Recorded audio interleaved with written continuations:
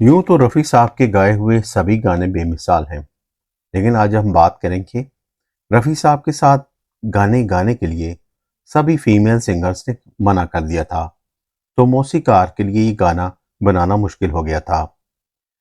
तो उन्होंने हर जगह फीमेल सिंगर से राब्ता किया, मगर कुछ बन ना पा रहा था और बहुत सारी मेहनत के बाद एक गुलकारा इस गाने को गाने के लिए रेडी हो ही गई थी।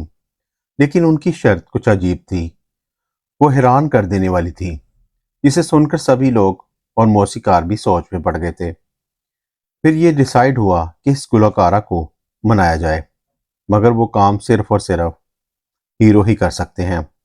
और जब ये पता चला तो उन्होंने गुलकारा की बात मानने की एडवाइस दी और खुद फीस में से कुछ पैसे देने को कह दिया। आखिर वो फिल्म थी कौन सी और क्या हुआ था माजरा, और ऐसा क्या हुआ और गाना कौन सा था? क्यों किसी गुलकारा ने भी गाना गाने से इनकार कर दिया था और किसी ने ये गाना नहीं गाया था, और ये किसने गाना गाया था? देखिए और देखते रहिए म्यूजिक सुने अनसुने वन। इस गाने के मौसीकार थे मशहूर शंकर जयकिशन। ये इस वक्त के सबसे ज्यादा माने जाने वाले मौसीकार थे। उनने सारे गुलकारों से गाने गवाए थे। रफी साहब से उन्होंने बेतहाशा गाने गवाए थे, बेमिसाल थे। अब हम बात करते हैं 1960 की फिल्म राजकुमार की, जो बेमिसाल फिल्म थी, लाजवाब फिल्म थी। उसके सारे ही गाने हिट थे। रफ़ी साहब ने गाने गाए थे और आशा ताई ने उसमें एक गाना गाया था। उसके मौसीकार थे शंकर जयकिशन और स्टोरी लेख थे रमानंद सागर। हदायतकार के शंकर। गाना शैलेंद्र ने लिखा था। इसकी स्क्रिप्ट में एक सीन था कि कबीले की राजकुमारी एक रियासत के राजकुमार को उठाकर ले जाती है और किसी जगह बंद कर देती है। वहां एक गाने की स्टार्टिंग होती है। गाना थोड़ा अजीब सा था। इसमें शमी कपूर और साधना जी थे। डिफरेंट टाइप गाने को गाने का मसला था कि गाना गाएगा कौन, कौन सी गुलकारा गाएगी। मेन तो रफी साहब ही गा रहे थे, मगर फीमेल वॉइस के लिए कोशिश की जा रही थी। सबसे पहले लता जी से राब्ता किया गया और इस गाने के स्टाइल का बताया गया। सब कुछ जानकर लता मंगेशकर ने इनकार कर दिया था। ये शंकर जयकिशन ने बताया। उन्होंने ये गाना गाने से इनकार कर दिया था। फिर सुमन कल्याण जी, जो कि सेकंड लता जी थी, उनसे राब्ता किया गया, मगर उन्होंने भी सेम लता जी की तरह मना कर दिया, जबकि लता जी ने भी इसे मना कर दिया था। तो शंकर जयकिशन जी पहुंचे आशा ताई के पास, जो ऑलरेडी इस फिल्म में एक गाना गा रही थी।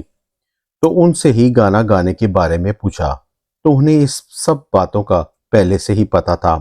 आशा ताई ने कहा, ये गाना मैं गा सकती हूँ, मगर मेरी एक शर्त है कि मैं लता जी की एक गाने की फीस को 5 गुना लूंगी इस गाने को गाने के लिए। तो शंकर ने उन्हें सोचने का कहकर फोन बंद कर दिया।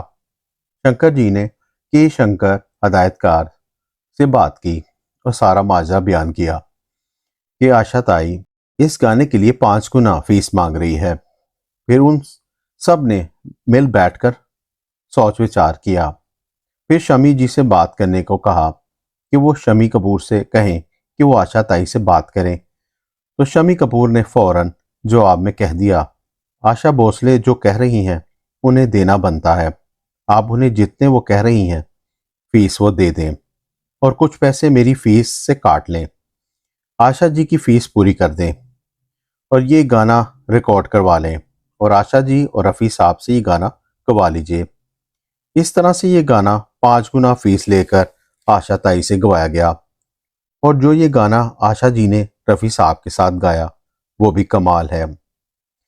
दोनों लाजवाब गुलकारों ने इस गाने की असल रूह को ताज़ा कर दिया। इस गाने को लेकर जो मुश्किल वक़्त था, वो इस गाने के बन जाने के बाद फिल्म का खास गाना बन गया।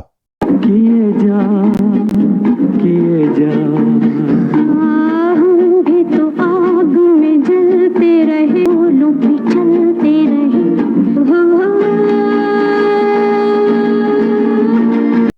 शंकर जयकिशन ने इस गाने को बनाने में अपनी सारी एनर्जी लगा दी थी, जो ये गाना सुनने में पता चल जाता है। वैसे इस गाने को ना गाने वाली गुलकाराओं की इनकार करने की वजह कुछ समझ नहीं आती, क्योंकि सभी इस तरह के गाने पहले भी गा चुकी थी, लेकिन इस गाने को ठुकराना कोई समझ नहीं आती। तुमने पुकारा और हम चले आए, दिल हथेली पर ले आए रे। बहरहाल, इस ये थी आज की बरस वीडियो। अगर आपको हमारी वीडियो पसंद आती है बरस तो हमारे चैनल को इंसान लाइक और नहीं सब्सक्राइब कर दिया करें। ठीक शुक्रिया। नहीं।